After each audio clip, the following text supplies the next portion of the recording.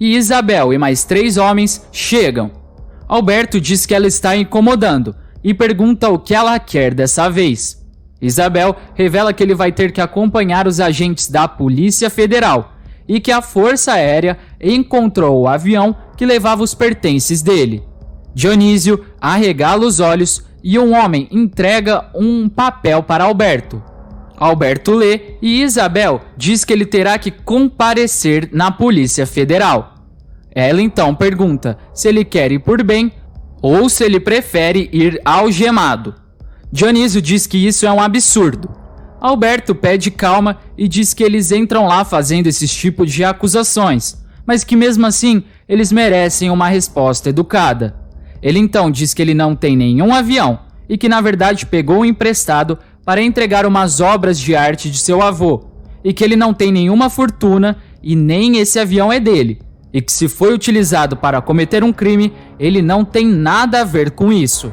Isabel pergunta de Dionísio, que diz que não tem mais idade para isso, e que ele só não fala asneiras porque ela pode acusar ele de desacato à autoridade. Ele ainda diz que essas acusações são muito sérias. Um dos agentes diz que Alberto tem que acompanhar eles e que eles têm algumas dúvidas a tirar.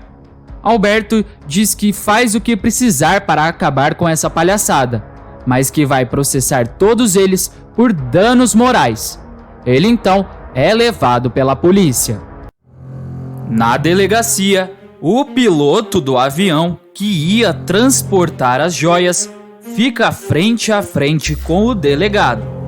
Alberto também chega na sala e o delegado então pergunta se o piloto conhece Alberto Albuquerque e se foi ele quem deu o dinheiro para transportar aquela carga ilegal para fora do país.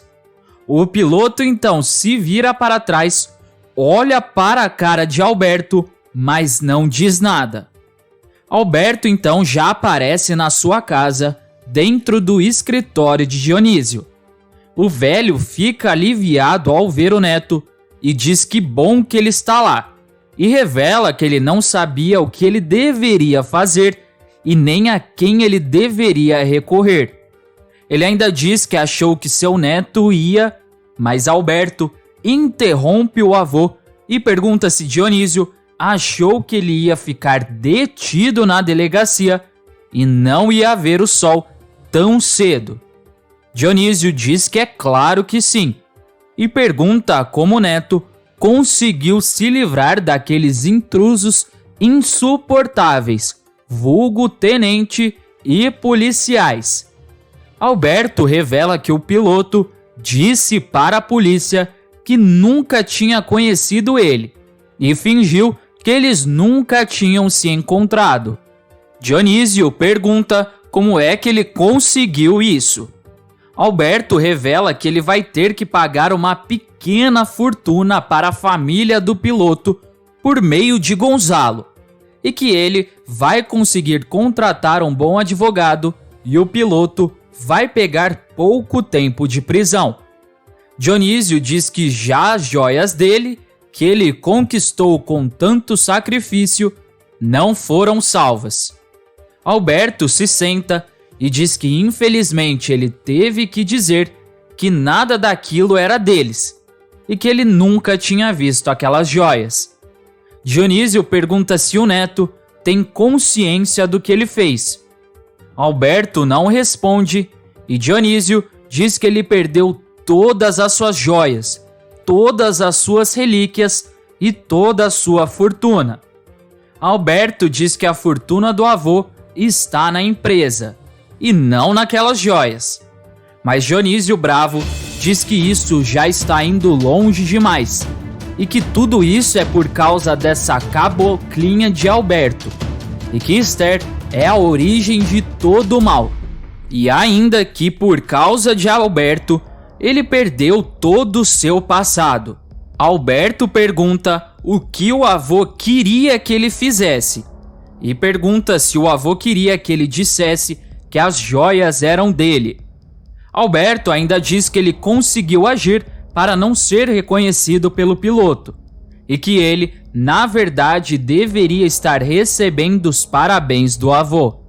Dionísio então dá os parabéns para o neto pelas bobagens que ele anda fazendo, uma atrás da outra, e tudo por causa daquela mulherzinha. Ele ainda pergunta se Alberto acha que tudo isso vale mesmo a pena. Depois, no dia seguinte, Isabel já aparece na sala da mansão de Dionísio, e Alberto vai dizendo que bom que eles finalmente devolveram os quadros que é por direito do avô dele. Isabel diz que os quadros foram investigados, que eles sabem que eles foram roubados na guerra e que os certificados apresentados para comprovar a compra dos quadros são falsos, mas que eles não conseguem ainda provar que eles foram falsificados por Dionísio. Dionísio diz que o importante é que devolveram os quadros dele, depois de todas essas acusações sem provas. Alberto diz a seu avô que é para tratar os tenentes como eles merecem, como pessoas que só cometeram um engano. Dionísio manda os policiais levarem os quadros para o escritório e sai da sala. Isabel diz que Alberto sabe muito bem que não houve nenhum engano. Alberto então pergunta se foi abuso ou invasão de privacidade. Isabel diz que não foi lá trocar ironias com ele. Guiomar aparece perguntando o que está acontecendo ali. Alberto explica a situação e diz que foi só um mal entendido. Isabel diz que eles já fizeram o trabalho deles e sai da casa. Antes de continuar contando o que vai acontecer na novela, se possível, clique no botão de gostei e se inscreva no canal. Assim, o YouTube te avisa sempre que sair um vídeo novo de A Flor do Caribe e você fica por dentro de todas as novidades da novela. Na escola, Lipe e Marizé chegam e Lipe fica meio que se escondendo atrás de sua irmã para que Mateus não veja ele. Marizé então vai conversar com as suas amigas e Lipe já vê Mateus descendo as escadas. Lipe então avisa sua irmã que ele vai ao banheiro e que ela pode ir indo para sua sala. Marizé então, que já sabe que Mateus está fazendo alguma coisa para o seu irmão, mas que ainda não sabe o que é, fica encarando o menino de longe. O sinal do colégio toca e todos os alunos começam a ir para suas salas, menos Mateus. Ele então já aparece no banheiro da escola perguntando cadê Lipe e diz que sabe que ele está lá. Lipe fica dentro de uma das cabines em silêncio com muito medo. Mateus começa a falar para ele aparecer por bem, porque senão as coisas vão ser piores para ele. Lipe não fala nada e Mateus diz que vai pegar Lipe e começa a abrir a porta das cabines uma a uma. Ele então vai dizendo que não adianta Lipe tentar escapar, porque uma hora ele vai pegar e chama ele de mané, otário e frouxo. Ele ainda diz que não adianta Lipe se esconder ali, nem no banheiro e nem na barra da saia da irmã dele, e que agora ele vai pegar. Ele então vai tentar abrir a última porta, que é a que Lipe está, mas a porta está trancada, e Mateus diz que pegou ele. Ele então pergunta se Lipe vai sair por bem ou se ele vai ter que arrombar a porta. Lipe encolhe suas pernas para não ser visto e fica com muito medo, e não responde à pergunta do valentão. Ele então diz que vai contar até 3 para arrombar. Ele começa a contar e quando chega no 3, um inspetor chega falando o nome dele e perguntando o que ele está fazendo ali, porque a aula dele já começou. Mateus pede desculpas e diz que ele estava muito apertado para ir no banheiro, mas que ele já está indo para a aula. O inspetor manda ele ir rápido porque a turma dele inteira já está lá. Lipe, dentro da cabine, fica aliviado. Mateus pede desculpas e com a cabeça baixa ele sai do banheiro. O inspetor sai logo atrás, mas Lipe fica paralisado na mesma posição. Agora, aproveita e me conta se você acha que Alberto e Dionísio vão ser pegos e ficarem presos pelo resto da vida ou se eles vão conseguir se safar no final da novela. Não se esqueça de deixar a sua opinião aqui nos comentários. Carol e Lino chegam na casa de Carol e Lino fica apreensivo pelo que Carol tem para falar de tão sério. Carol então diz que não sabe nem como dizer. Lino fala para ela falar logo e pergunta se ela recebeu uma notícia ruim e pergunta se foi alguma coisa no computador. Carol diz que infelizmente sim. Lino pergunta se é sobre a mãe dele. Carol diz que ele vai ter que ser forte para dar o apoio aos irmãos dele e eles três segurarem a barra para Dona Veridiana. Lino fala para ela não dizer uma coisa dessa e pergunta se sua mãe bateu as botas. Carol diz que faz uns 3 anos, parece. Lino fica muito emocionado e Carol diz que ela não queria dar essa notícia. Lino pergunta como ela ficou sabendo e quem falou isso para ela. Carol revela que foi o marido de Maria Adília. Lino fica sem entender e Carol diz que é um homem que ela foi casada logo depois que ela fugiu de lá. Lino, balançando a cabeça negativamente, diz que ele quer ver e pede para Carol mostrar. Carol então pega o seu notebook e começa a mostrar um vídeo de um homem que vai dizendo que ele foi casado com Maria Adília até o dia em que ela perdeu a vida e que isso faz uns 3 anos. Lino fica chocado e o homem vai dizendo que o tempo em que eles foram casados, ele sempre quis conhecer a família dela, mas que ela nunca nem falava de seu passado e nem de sua família. Ele ainda diz que ele só sabia que ela tinha saído do Nordeste fugida e que da família dela ele só descobriu agora, por acaso, por causa dessa mensagem na internet. Ele ainda diz que é uma pena que ela não esteja mais entre eles e que se foi por causa de uma doença e que ela era uma mulher muito alegre. Lino fica emocionado e Carol diz que é para ele não ter vergonha de chorar, afinal é a mãe dele. Lino diz que não está chorando e que Carol mesmo falou que ele vai ter que ser forte e que vai ser ele que vai ter que dar a notícia para os irmãos e para Veridiana. Carol diz que ela vai lá com ele, mas Lino fica se perguntando como ele vai contar isso para sua avó, um ex-funcionário das Salinas da sua empresa. Os dois sentados numa mesa em um bar e Silvestre vai dizendo que ele trabalhou nas Salinas a sua vida toda e que tem que ser grato a Alberto e a Dionísio e que esse trabalho deu sustento à família dele. Alberto diz que mesmo com essa gratidão toda dele, ele não hesitou em ir trabalhar para Cassiano. Logo, eles que consideravam o Silvestre um funcionário exemplar. Silvestre diz que não é isso e revela que ele precisou do dinheiro do fundo de garantia, porque ele tem uma sogra doente, que precisa de remédios caros e que Cassiano também paga melhor.